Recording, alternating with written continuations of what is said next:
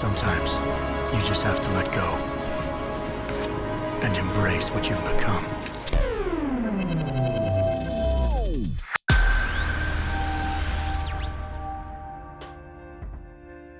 Adam Jensen, the cybernetically augmented security expert and trenchcoat enthusiast from 2011's Deus Ex Human Revolution, is back. Set 2 years after the events of Human Revolution, Deus Ex Mankind Divided takes place in a world where augmented people find themselves increasingly marginalized and dehumanized, and the game couldn't be more explicit about drawing connections between the oppression they're experiencing and actual historical situations in which entire populations have been systematically oppressed. Unfortunately, the game lacks any moral conviction and ultimately doesn't have anything to say about the very serious issues that it raises. If the augmented are behind this, maybe they felt it was their only recourse. Or maybe terrorism would stop if the ruling class realized how often their own actions contribute to it. But before we dive too deep into the game's themes of oppression and discrimination, let's talk about the experience of playing Mankind Divided. Much of the game takes place in Prague, and despite the tensions in the air between police and augmented people, the streets of the city have their charms. There's a subdued beauty to the architecture, and the advertising and street art lends the city some life as you make your way around, talking to characters to complete side quests and advance the story. However, the core stealth action of Mankind Divided actually feels like a step back from that of Human Revolution.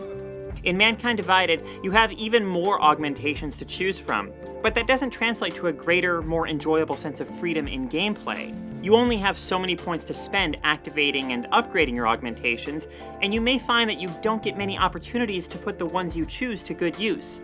Where Human Revolution was focused on letting you use its more limited assortment of powers effectively, Mankind Divided is spread a little too thin, trying to accommodate too many abilities, and as a result, most of them don't end up feeling as useful as you'd hope. On top of that, the game doesn't always function that well. Enemy AI sometimes doesn't react appropriately, waypoints don't always clearly tell you where to go, and if you ever agree to knock a particular person unconscious and deliver him to a storage locker, let's just say you may run into a few problems. Issues like this, though, can be altered or fixed with a patch. The issues with Mankind Divided's story run much deeper. Adam Jensen's flat, one-note delivery in every situation is tiresome. You're not talking about protein bars, are you? This guy sounds so grim and grizzled, it's as if just cracking a smile would be enough to shatter his cybernetic sunglasses. A story like this, that acts as if it's interested in exploring real issues of humanity, would have benefited from a protagonist who shows a little more humanity himself. Additionally, the game's plot just doesn't work on the basic level of being an engaging story with a clear beginning, middle, and end. Interpol will be confused for weeks, and with our continued guidance, the people will come round eventually. Rather, it's an incoherent mess of shadowy conspiracies that feels incredibly unresolved when it arrives at its abrupt ending. Ultimately, Mankind Divided's story feels entirely like setup for the next game, rather than a story that's worth telling on its own. However, the most significant problem with Mankind Divided's narrative is the way in which it fails to take a stand on very clear issues of moral principle. The big question looming over humanity in the game is whether or not the UN should pass the Human Restoration Act, a piece of legislation which would lead to the global segregation of augmented people. Some countries have already started relocating augmented people into ghettos, and those that remain in cities like Prague are now asked to show their papers, while cops can be heard talking openly about their desire to kill augs on sight. Wish we could just shoot any aug we see. The game is explicit, even heavy-handed, in its attempts to link the oppression faced by augmented people in its fictional setting to the oppression and violence that some populations have faced in the 20th and 21st centuries. It is a war on us, on every augmented human. But these parallels are tremendously misguided for a number of reasons. Within the world of Deus Ex, augmented people are feared by many of their fellow human beings because of the aug incident. The aug incident occurred when Hugh Darrow, the antagonist of Human Revolution, broadcast a signal that forced augmented people around the world to lose control and attack others, resulting in the deaths of 50 million people. So on one hand, Mankind Divided wants us to consider a scenario about a fictional population of cybernetically augmented people who actually do represent a threat to the safety and well-being of all of humanity. Within the confines of this fictional scenario, one might reasonably ask how humanity should confront that danger. But then, on the other hand, it wants us to see echoes of the treatment of actual oppressed populations in the plight of the Augs, populations whose humanity is stripped from them not because they chose to undergo some procedure or because they represent a threat to others, but because of their race or religion or sexuality or gender identity.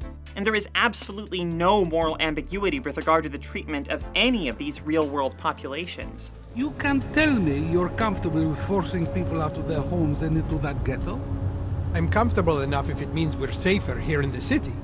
Emblematic of the game's unwillingness to take a stand is the way it positions a group called ARC, or the Augmented Rights Coalition. Posters in the game that include the words "Augmented Lives Matter" explicitly link ARC to the contemporary American civil rights movement Black Lives Matter, which arose in response to the very real, widespread, systematic dehumanization and murder of Black people by police. It is simply outrageous for Mankind Divided to appropriate the language of this vital and necessary social justice movement for its own narrative, which has no moral backbone whatsoever, and to apply that language to a fictional organization that, like everything else in the world of Deus Ex, is neither just nor unjust, but resides somewhere in between. The Augmented Rights Coalition was started with the best of intentions, as a non-violent way to confront injustices and advance the cause of augmented rights. Okay, but in my experience, the best of intentions often go awry. ARC presents itself as an organization that strives to push back against systematic oppression and assert the basic human rights of augmented people. But is ARC really a non-violent human rights group, or is it a terrorist organization? Of course, in Deus Ex, it's both, or neither. You think ARC is dangerous? Maybe. Shit. Probably. The game raises real-world issues about which there are very clear things to say, and then it refuses to say anything about them. It has to take place in an entire world of moral ambiguity, where everything is painted in shades of gray, where the oppressors and the oppressed are all bad, and neither side is entirely wrong or right. To be clear, the problem here is not the fact that the story incorporates issues of systematic oppression. Some of the best science fiction ever written engages in serious explorations of socio-political issues that have a real impact on how people live their lives. Games can do the same. The problem is that Mankind Divided layers these concerns onto its surface, presenting a grim, gritty sci-fi world in which these issues exist, but rather than actually exploring them and coming to the conclusions that doing so would demand, the only response it can muster is a shrug.